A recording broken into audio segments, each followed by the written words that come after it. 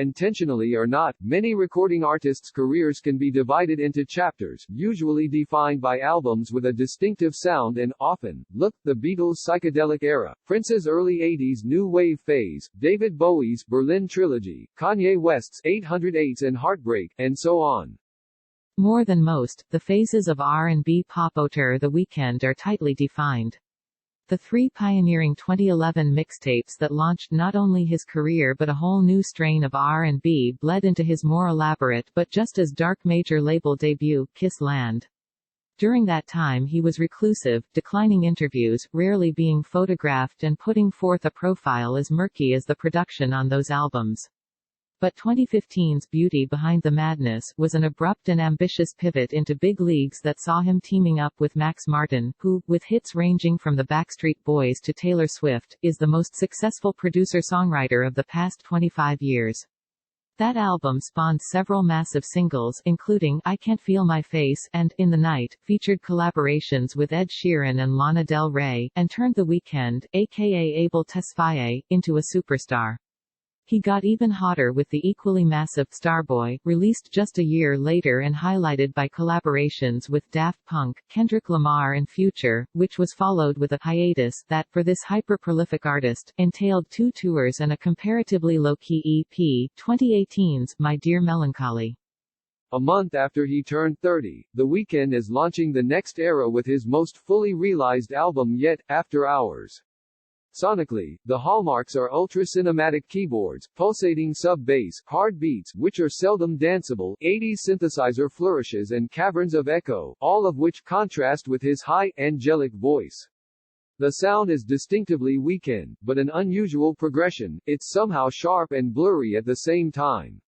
Longtime collaborators like Martin, Metro Boomin, Dahlia and Elangelo are present on most of the songs, but as usual he's brought in an exotic array of fresh blood. Electronic musician Oneotrix Point Never, whose avant textures brings the aforementioned blurry sharpness to several songs, Oscar Holter, DNC, Tova Lo, Taylor Swift, and one-song drive-bys from Tame Impala mastermind Kevin Parker, Camila Cabello producer Frank Dukes and Lizzo's wizard Ricky Reed.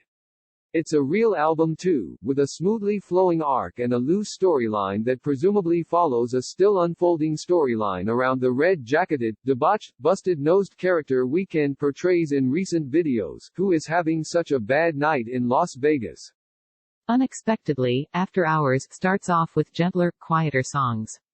The mood is set with The Haunting, Alone Again, and Too Late, loaded with ominous keyboards and sinister sub-bass, before shifting into The Aching Hardest to Love, a Martin collaboration with a spiraling chorus that could have been plucked from a late 60s pop single. The fact that it's combined with ricocheting, drum and bass percussion that somehow sounds perfectly natural only emphasizes the song's sophistication.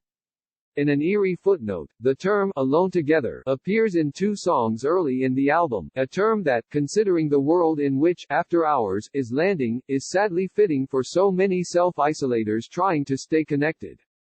It's followed by Another Killer, Scared to Live, a slow-burning ballad performed on Saturday Night Live earlier this month with an interpolation of Elton John's Your Song, and then the clearly autobiographical Snowchild. The song's lyrics are a remarkably specific series of anecdotes from the singer's life, memories of his Toronto childhood and rough-and-tumble teen years, contemporary references to paparazzi and a $20 mill mansion he never lived in, and a rapid-fire rapper-level verse, Now I'm in Tribeca like I'm Jay-Z, rockin' Sorayama like he pay me, I just signed a new deal with Mercedes, got me movin' dirty like Patrick Swayze, all my diamonds hidden like they Sway Lee. Nearly 25 minutes into the album, here come the bangers, the hedonistic advance singles, Blinding Lights, and Heartless, which are already among the biggest hits of his career, and then 2 more probable hits, In Your Eyes, and Save Your Tears, both of which could have been MTV staples in the early 80s and are begging for period-appropriate videos. The former has a sax solo straight out of George Michael's Careless Whisper, the latter some thwacking electronic percussion and the vocoder from Electric Light Orchestra's Mr. Blue Sky. But the fun ends as the ominous atmosphere returns and the album strikes its defining note with the pulsating title track and then, judging by the title, an abrupt end of Until I Bleed Out, a presumably unhappy ending. The Weeknd's music has always been about contrasts, and here the beauty and the madness are more smoothly integrated than ever. After Hours is one of the most successful musicians of the past decade, testing the balance between innovation and commerciality as much as anyone today. Popular on Variety.